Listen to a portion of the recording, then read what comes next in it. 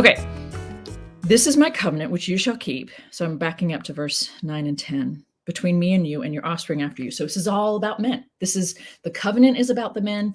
The mark of the covenant is in the flesh of the men. Women are not involved in even the keeping of the covenant, the mark of the covenant. So on one hand, we could just say, oh, none of the laws belong, pertain to any of the women. Well, it's kind of true. That isn't really what I think is trying to be communicated, but that is kind of what they're saying, right? Only men have the mark of the covenant in their flesh.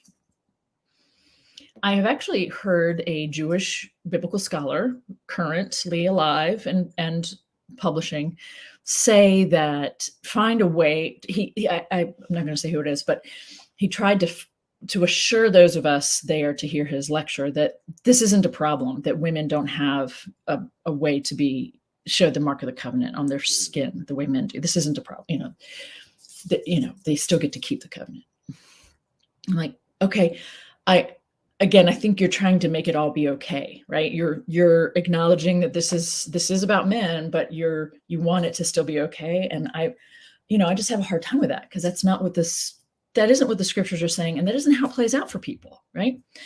God said to Abraham, as for Sarai, your woman, you shall not call her Sarai, but Sarah shall be her name. And I will bless her, and moreover, I will give you a son by her. I will bless her, and she will give rise to nations. Kings of peoples shall come from her. Okay, now this is starting to sound good, right? Okay, he's thinking of Sarah now.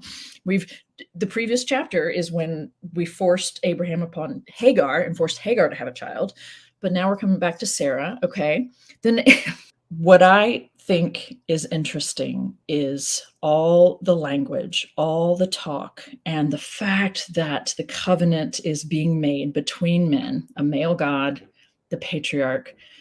Only bodies with penises can participate in this particular thing.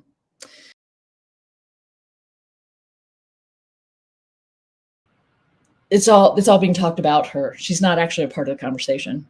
Right? It's just so interesting. Men talking about men, talking for women, talking about them and for them without women even being present or whatever. And it's like life altering, things going on, all kinds of things. What's the message here in terms of marriage, right?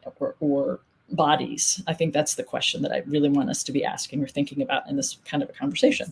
What's the message about marriage? Men are everything, right? They are the channel for all the knowledge or input or whatever, and women just have to tag along unnamed and even just silently, right?